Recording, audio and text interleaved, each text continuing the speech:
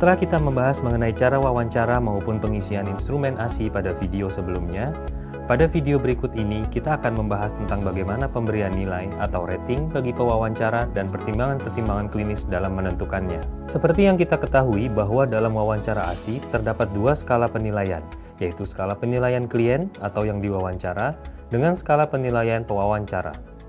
Jika skala dari klien adalah 0 sampai 4, maka skala dari pewawancara adalah 0 sampai 9.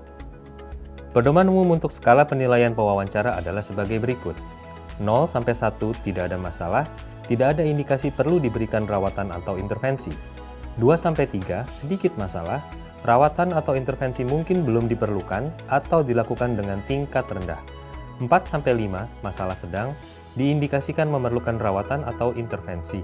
6 sampai 7 masalah yang cukup besar, rawatan atau intervensi diperlukan. 8 sampai 9 masalah yang sangat besar, rawatan atau intervensi sangat diperlukan. Tingkat keparahan ini definisikan sebagai kebutuhan klien akan rawatan pada saat itu atau pada saat dilakukan wawancara, yang belum klien lakukan dan perlu dilakukan. Bisa juga sebagai bentuk rawatan tambahan untuk menunjang rawatan yang sudah klien lakukan.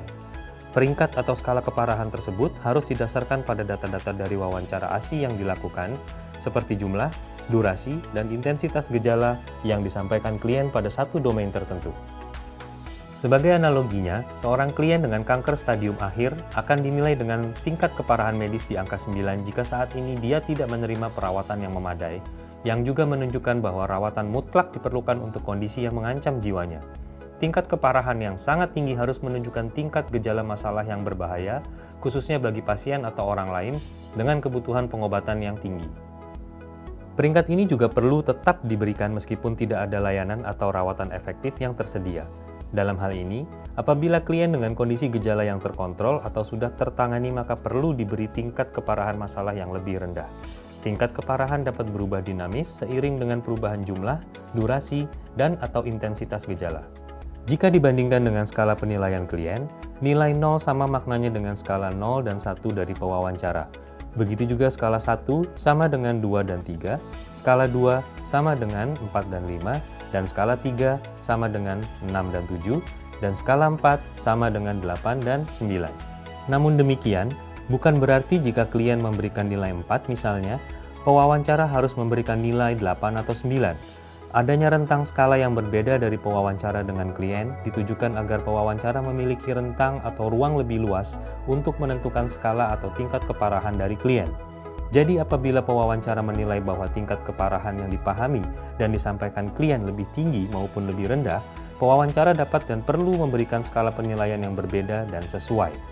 Rentang tersebut dibutuhkan selain untuk memperkirakan tingkat keparahan klien secara lebih lebar, juga untuk menekan sejauh mungkin subjektivitas penilaian, mengatasi keragaman persepsi, dan meningkatkan keakuratan perkiraan penilaian.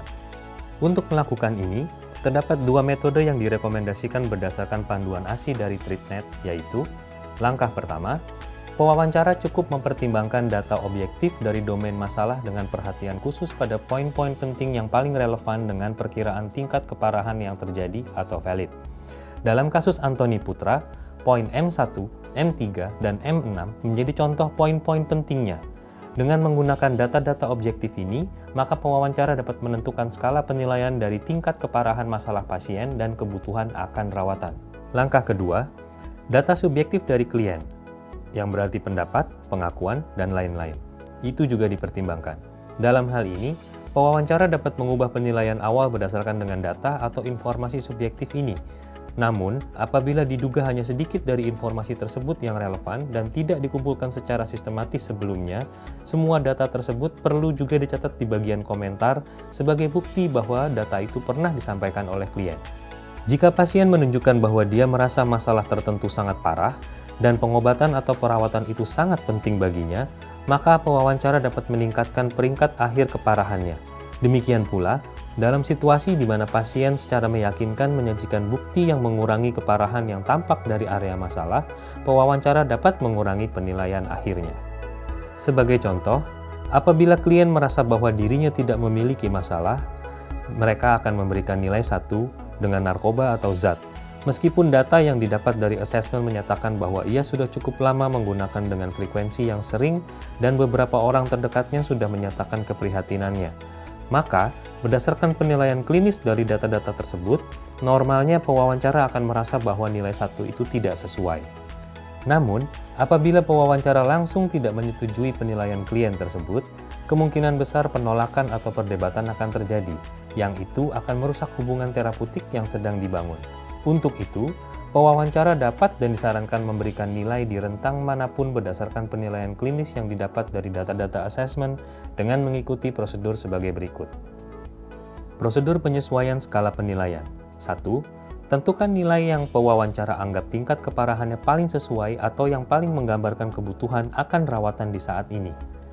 2. Beri nilai tambahan ke atas atau ke bawah sebanyak 2 atau 3 rentang nilai dan pilih nilai yang paling dekat dengan nilai subjektif atau nilai yang dipilih oleh klien. Jika klien menganggap masalahnya cukup besar dan merasa rawatan itu penting, pilih titik yang lebih tinggi dari rentang tersebut. Jika klien menganggap masalahnya kurang serius dan menganggap perawatan kurang penting, pilih nilai yang menengah atau bawah. Meskipun dalam kriteria untuk menetapkan tingkat keparahan untuk setiap masalah bervariasi dari satu kondisi ke kondisi lainnya, prosedur derivasi di atas sudah terbukti dalam memberikan penilaian yang akurat dan valid. Perlu diingat bahwa skala penilaian tersebut tidak dapat menggantikan diagnosa maupun informasi lain yang bersifat lebih akurat, seperti hasil pemeriksaan laboratorium, evaluasi psikiatri, dan lain-lain, dan juga tidak dapat digunakan sebagai ukuran hasil dalam penelitian atau studi evaluasi program. Untuk tujuan penelitian, tetap menggunakan mekanisme penilaian komposit berbasis matematis. Penting juga diingat bahwa penilaian ini pada akhirnya bersifat subjektif dan telah terbukti berguna hanya dalam kondisi di mana semua data tersedia dan wawancara dilakukan secara langsung. Hal ini tidak selalu berlaku sama dalam evaluasi tindak lanjut atau asesmen tahap berikutnya. Domain medis. Mari kita coba lakukan berdasarkan hasil asesmen yang sudah dilakukan kepada klien Antoni Putra seperti yang sudah dijelaskan di video sebelumnya. Pada domain medis, diketahui bahwa Anton pernah dirawat sebanyak 1 kali di rumah sakit karena gangguan pada kelenjar getah bening sekitar 1 tahun yang lalu, tepatnya di Juli 2020. Meskipun hanya sekali, tapi menurut Anton hal ini berdampak signifikan terhadap kondisi fisik Anton, di mana dia menyatakan bahwa hingga 30 hari terakhir ini ia merasa memiliki masalah dengan kesehatannya dan merasa sangat terganggu dengan memberikan skor 4.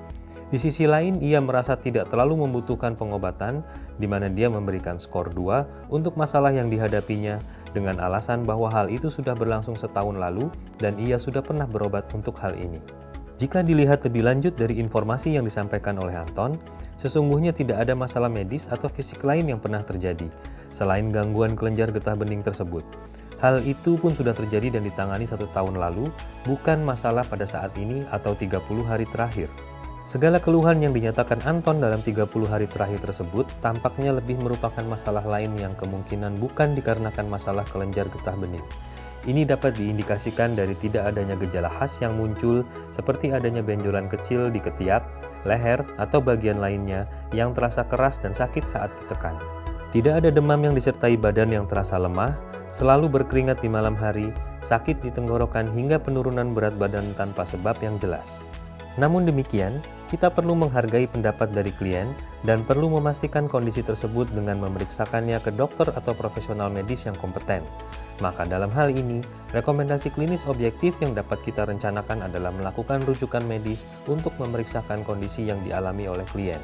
Dalam hal ini, kondisi medis Anton belum atau tidak dalam taraf keparahan yang tinggi atau skor 6 atau 7, namun perlu diwaspadai dan dipastikan dengan melakukan pemeriksaan menyeluruh atau dianggap sedang pada skor 4 atau 5. Maka skala penilaian pewawancara yang dapat diberikan dalam konteks ini adalah skor 4 atau 5. Perlu diingat, dalam memberikan skala penilaian pewawancara, kita perlu menentukan satu nilai yang pasti, apakah 4 atau 5, bukan 4 dan 5, atau bukan 4 hingga 5.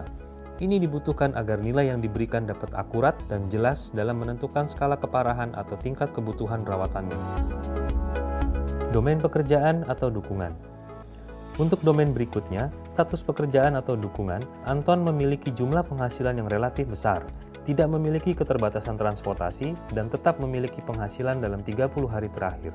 Anton juga menyatakan tidak mengalami masalah dalam 30 hari terakhir. Masalah yang ia alami adalah di luar pekerjaan, dan narkoba membantu dia untuk menjadi prima di dalam pekerjaannya, bukan sebaliknya. Ia mengakui kadang ada konflik di pekerjaan, namun itu ia anggap sebagai hal biasa dan bukan merupakan sebuah masalah berarti buatnya. Sehingga hal ini yang membuat ia memberikan angka 0 untuk pertanyaan E20 dan E21. Ia juga mengaku selama ini rekan kerjanya tidak ada yang pernah menegur atau memberikan masukan mengenai kinerjanya di kantor. Ini mungkin karena ia bekerja sebagai CEO di perusahaan milik ayahnya, sehingga mungkin tidak ada yang berani menyampaikan secara langsung. Maka, dalam hal ini pewawancara perlu mempertimbangkan beberapa hal tersebut untuk memberikan nilai yang tepat dalam domain ini. Domain alkohol dan zat. Pada domain ini, klien mengaku menggunakan alkohol atau bir dan ekstasi atau MDMA sejak 10 tahun lalu dengan pola penggunaan yang cukup rutin dan dalam dosis yang agak banyak. Intensitas dan dosis konsumsi alkoholnya meningkat di 5 tahun terakhir, di mana di 5 tahun terakhir dia juga mulai menggunakan dumolit atau benzodiazepin dan sabu atau metamfetamin dengan pola penggunaan rutin atau reguler. Dia mengaku menggunakan alkohol di 30 hari terakhir dan semua zat lainnya di 20 hari terakhir. Dilaporkan juga bahwa ia sering menggunakan lebih dari satu zat dalam satu hari yang sama di 20 hari terakhir dan 5 tahun sepanjang hidupnya. Anton belum pernah mengikuti program rawatan terkait gangguan penggunaan zatnya dalam bentuk apapun. Yang ia pernah lakukan hanya mencoba berhenti dengan caranya sendiri, namun itu tidak pernah berhasil. Masa abstinensia terlamanya adalah sebanyak 5 hari. Anton mengakui memiliki masalah dalam 30 hari terakhir dengan memberikan skor 4 untuk alkohol maupun zat, dan menyatakan skor 3 untuk mendapatkan rawatan alkohol dan skor 4 untuk zat. Berdasarkan dari pertanyaan D39, tampaknya klien masih berpikir bahwa dia masih dapat mengatur penggunaan alkoholnya tanpa harus berhenti. Hanya saja mempertimbangkan pola penggunaan alkoholnya yang sudah sangat lama dan secara rutin, nilai 4 seharusnya lebih tepat diutarakan oleh klien. Meskipun ia menyatakan ia tidak pernah mengalami delirium tremens, namun mengingat riwayat penggunaan alkohol yang sudah cukup lama dan belum pernah berhenti, maka adanya risiko putus zat alkohol yang dapat membahayakan nyawa perlu dipertimbangkan. Untuk itu, nilai 8 setidaknya dipertimbangkan diberikan untuk kedua domain tersebut. Domain legal. Pada domain ini, semua jawaban Anton adalah tidak pernah melakukan atau 0, bahkan beberapa N.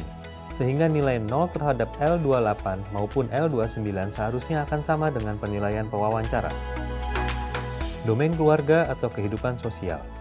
Di domain ini ia menyatakan belum menikah, meski memiliki pasangan yang terkadang tinggal bersama dengannya, merasa tidak puas dengan kondisi kehidupan keluarga dan sosialnya, serta cenderung menghabiskan waktu keseharian seorang diri, termasuk ketika menggunakan alkohol dan zat.